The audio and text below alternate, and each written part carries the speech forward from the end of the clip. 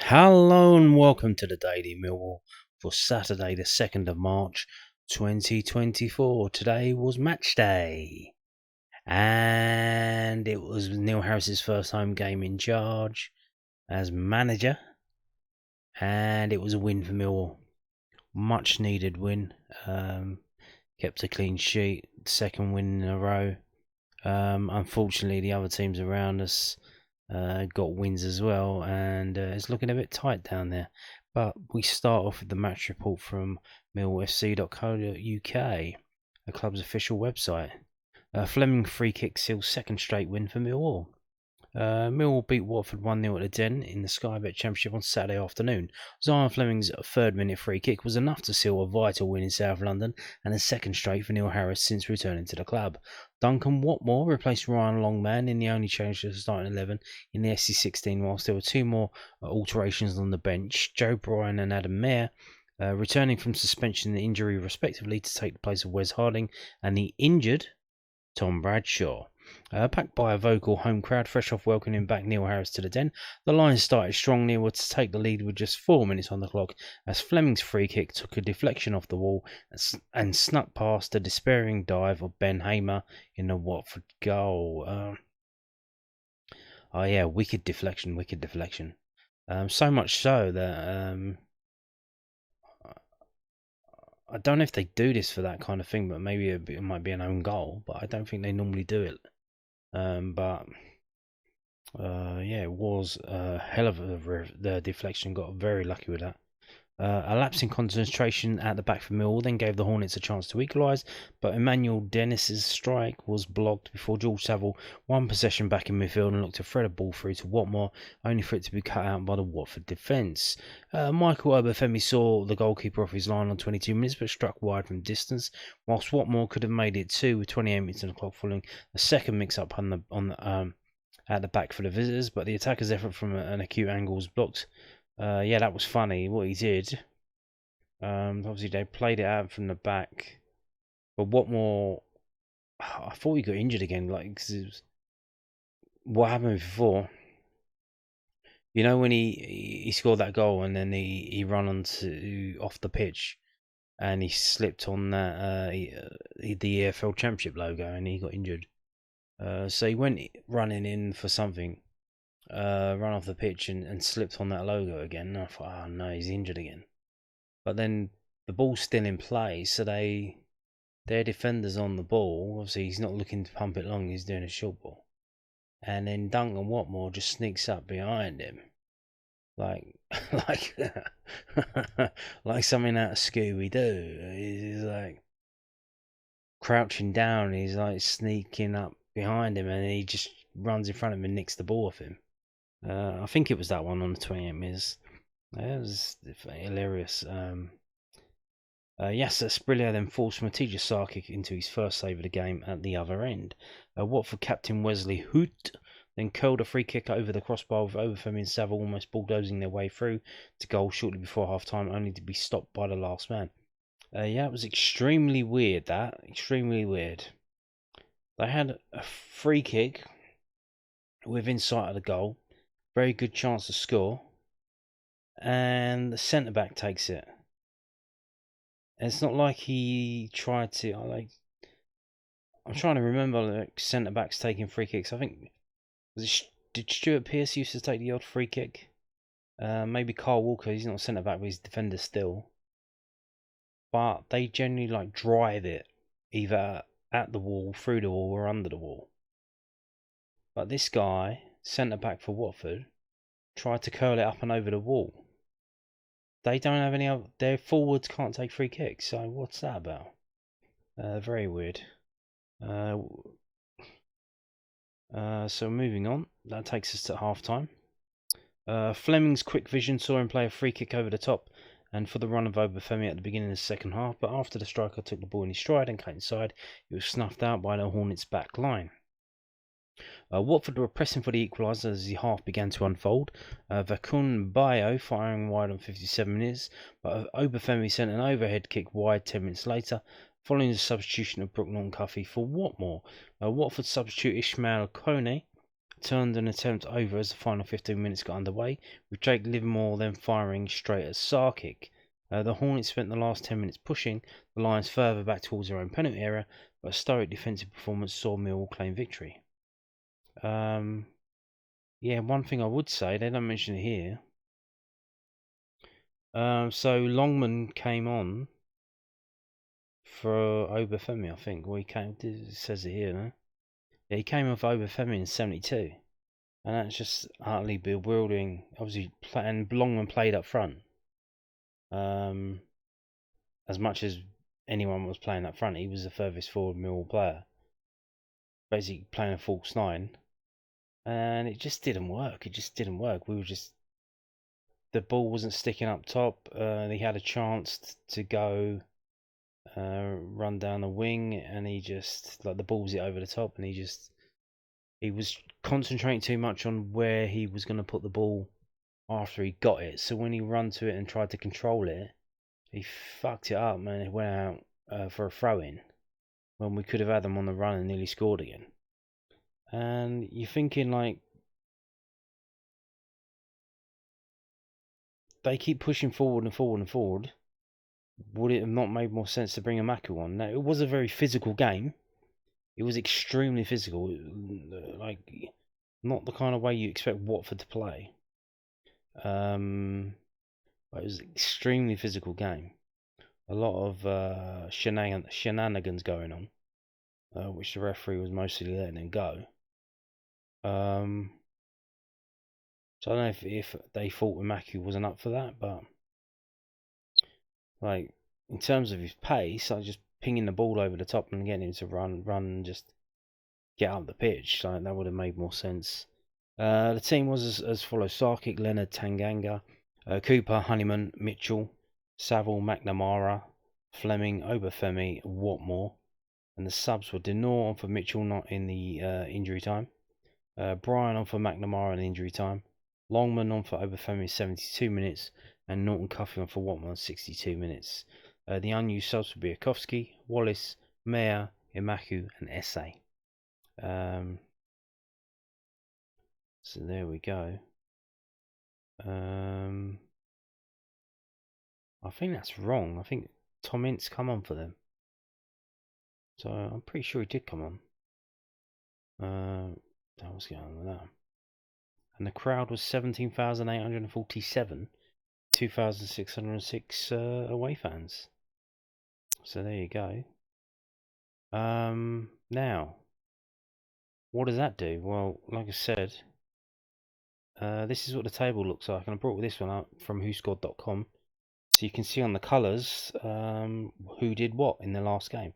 The last game is on the right hand side, because if you look at Millwall, you can see 2 wins are on the right hand side, 2 greens. QPR won again today. That's 3 wins in a row for them. Birmingham lost. Huddersfield drew. They were leading against Leeds. It was 1-0, and Leeds come back and took it to 1-1. Stoke won today, and Sheffield Wednesday won today, which leaves Swansea won as well. Plymouth and Blackburn lost, so we play Blackburn next. They are now on the same amount of points as the same goal difference. So that is a massive game. But if you look at their Blackburn, I think maybe they've fallen apart since they sold that player to Crystal Palace, Wharton. I think they've fallen apart since then. They've conceded 62 goals, Blackburn have, which is, apart from Rotherham United, who are absolute dog shit, that's the worst in the rest of the league. 62 goals conceded by Blackburn. So, I mean, you hope we can score when we go up there on Tuesday, but they do score a fair few as well, 49. But that is a big game now, isn't it? That is a big game. But so if we look at Stoke here in 22nd place, they're on 38 points. If you go all the way up to Watford, the team we beat today, that's 6 points covering those 10 places in the league. Just 6 points. This is so tight, it's unbelievable.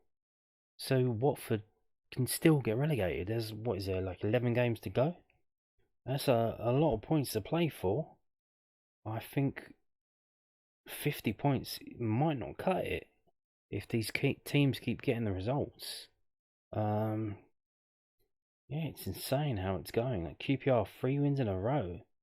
That's like top of the table for them, because if you look at the teams at the top of the table, look what they've done recently. What was Leicester? What's happened to Leicester there?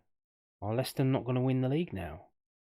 Three defeats in a row. Damn, bro. So yeah.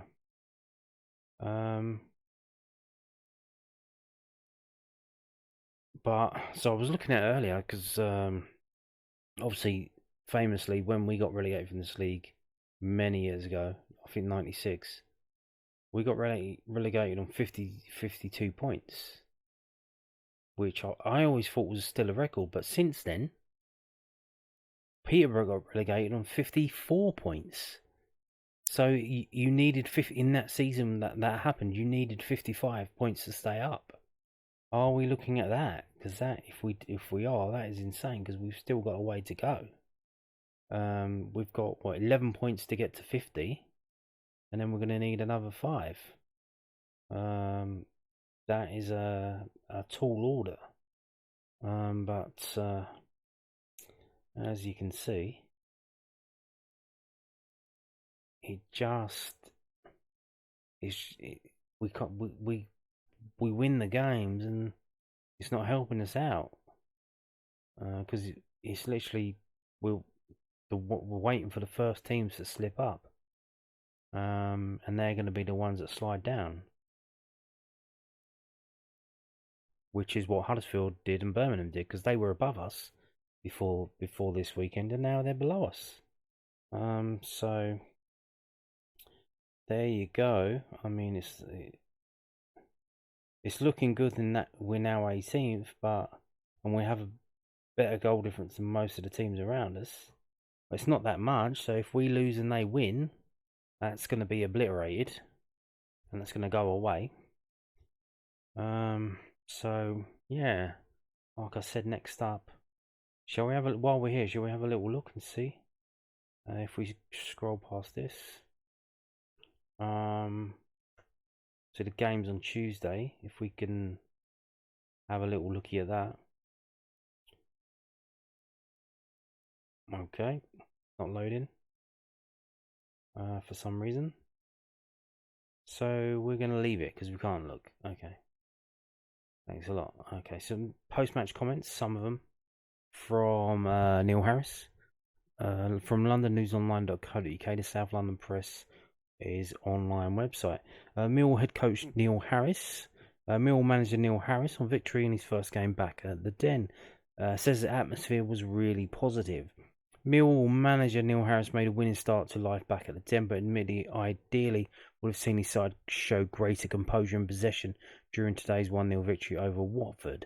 The Lions made it back-to-back victories with Zion Fleming's deflected free kick, ensuring that Harris maintained his 100% record after replacing Joe Edwards last week. Results at the bottom meant that South London are still only 1 point above the relegation zone.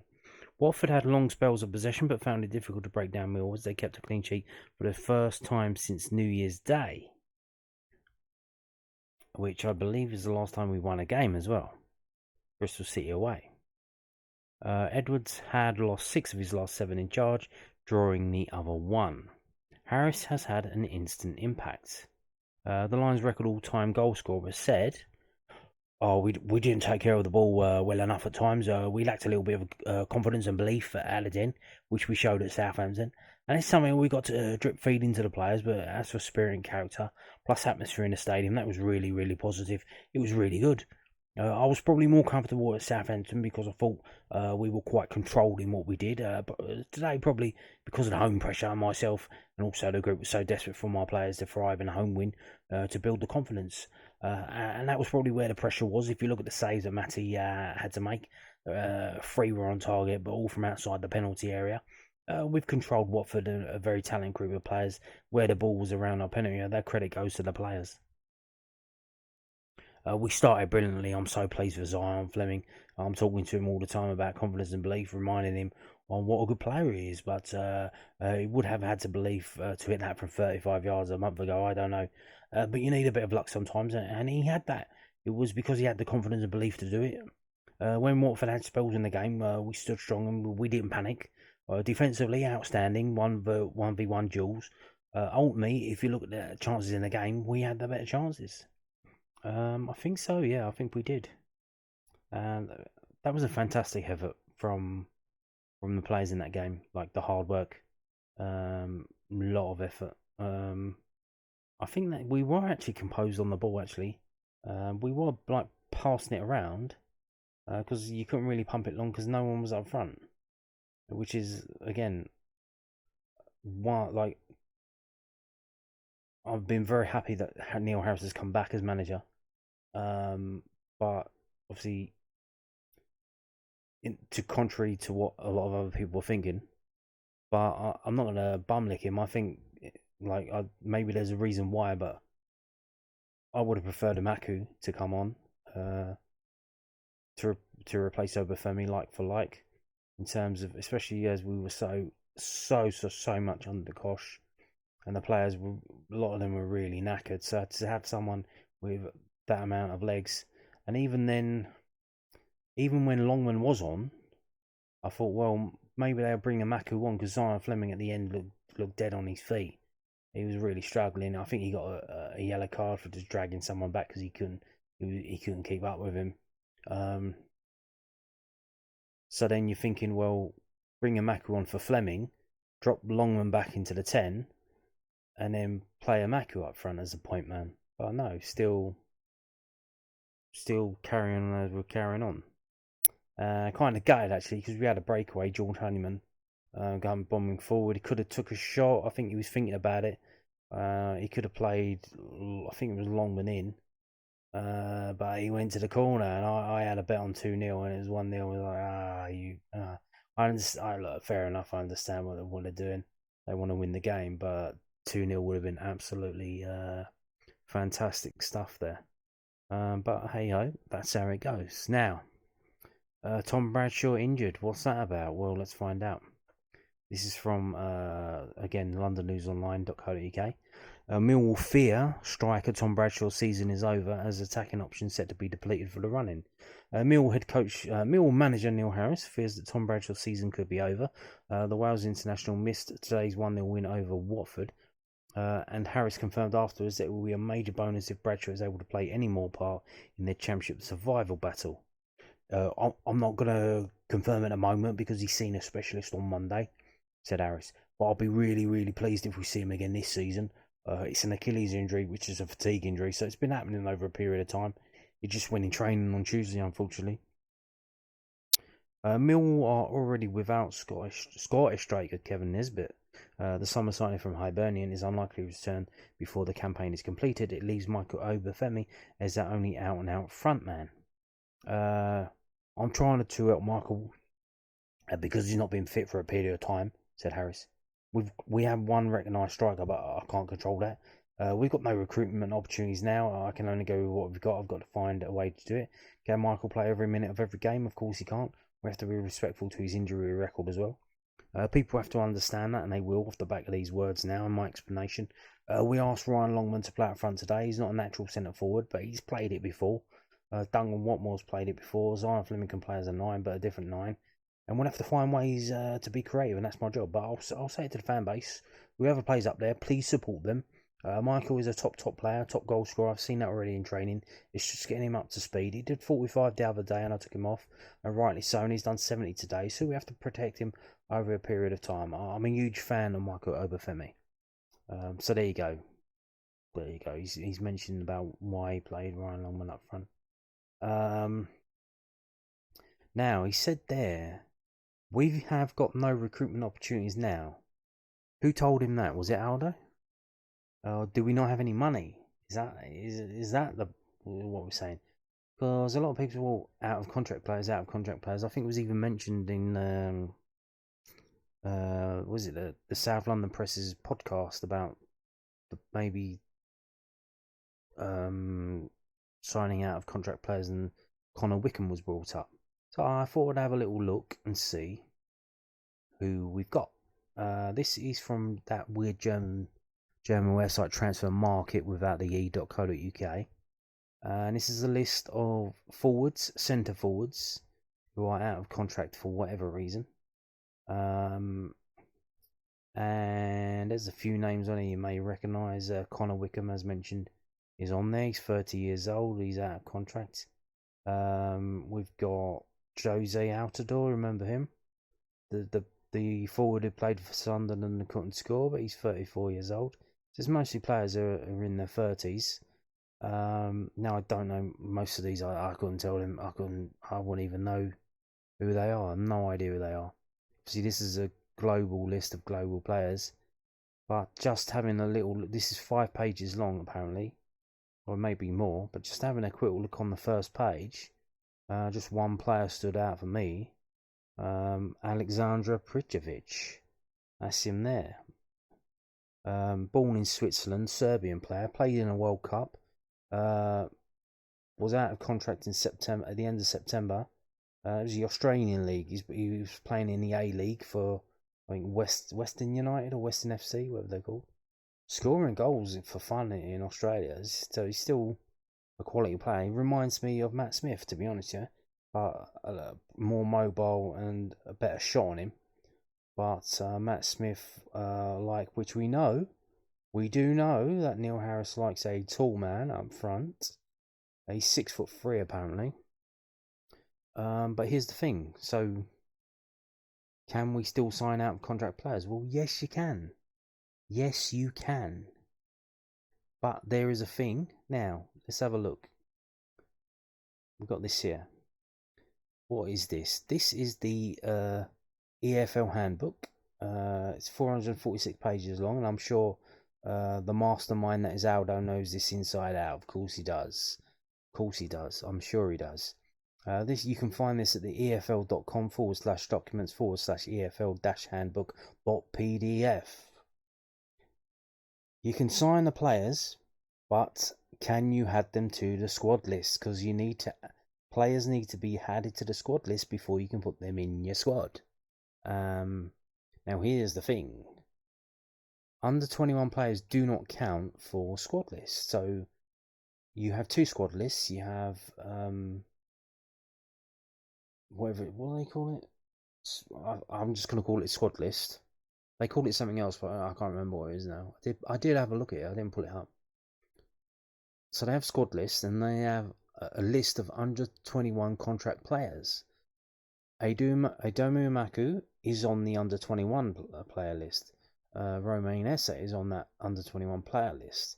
The reason why you do it like that, and all the clubs do it like that, is because they don't count to the main squad list, and that frees up places if you want to sign more players and have a bigger squad, because you're only allowed, I think, 25 players.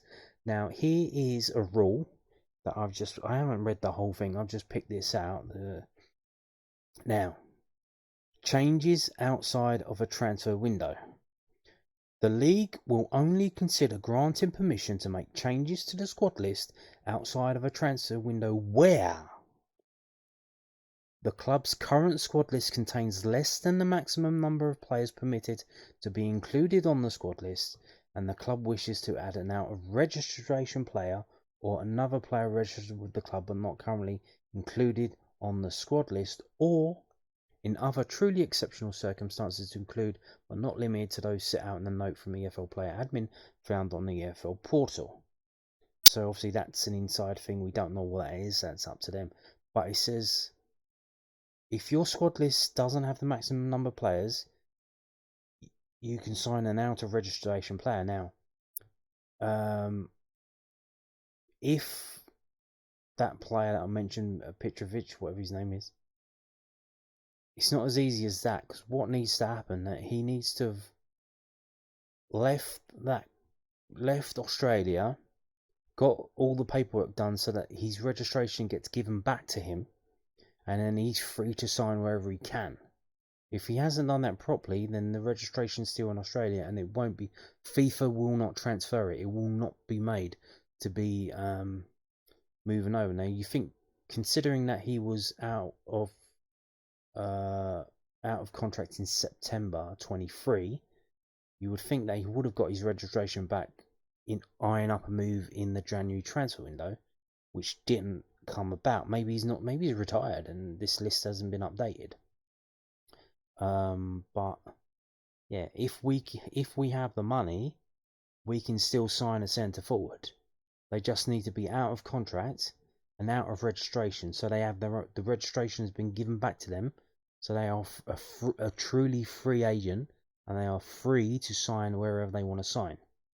And then we can still register them in the squad list, because the maximum number of players is 25. We only have 23 because the 2 young players are on the under 21 list. Okay. Now the only other options, I think Tom Leahy is injured. I haven't seen him playing for the under 21s in quite a while. He's most like a target man for the youth. And other than that, the only other option is the under 18 player, Eladin O'Boyle. I got him confused with Jack Howland. Jack Howland was the ginger lad, I assumed he was O'Boyle because he's ginger, and I thought, oh, he's Irish. It's an Irish name. He must be the ginger lad. No, the under 18 player who played in that the FA Cup quarter final against Chelsea, big lad for an 18 under 18, a big lad for that age group. He was getting himself in the right position, just things weren't happening for him. So he's got the positioning awareness. He's got the ability. He's got speed. He's not a rum dum. Can he compete in the Championship? Probably not. Can he come off the bench for 10 minutes? Almost certainly. I mean, he's a lot bigger and better than Zach Lovelace was, and he came on and did all right. So that's the other option. Is that? Other than that, like to be honest, I would prefer that to Ryan Longman. To be honest with you, but like I said, just looking through this list, Alexander Prichovic, I mean, seems right up our alley. But could he be turned out to be a Matt Smith? Or could he turn out to be Bob Peters and Barry Powell and all these other tall players that Powell Huberts, all these other players that we signed, but the guy's got pedigree. He's a Serbian international. He played in the World Cup.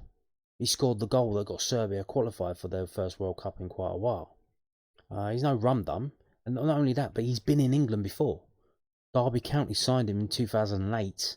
He didn't play for Derby County, but he went on loan at Yeovil and at Northampton. So maybe he didn't like it. He was only there for a year, so maybe he didn't like it in this country. But here's the thing: if you rock up to his agent and say, "Look, do you want to earn a tasty bit of wages for what are we on 2 months' work now?"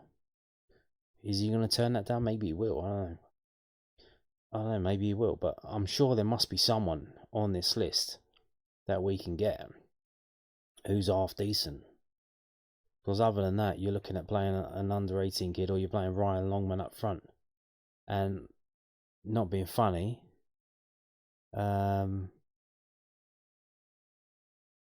we have a look at the table again,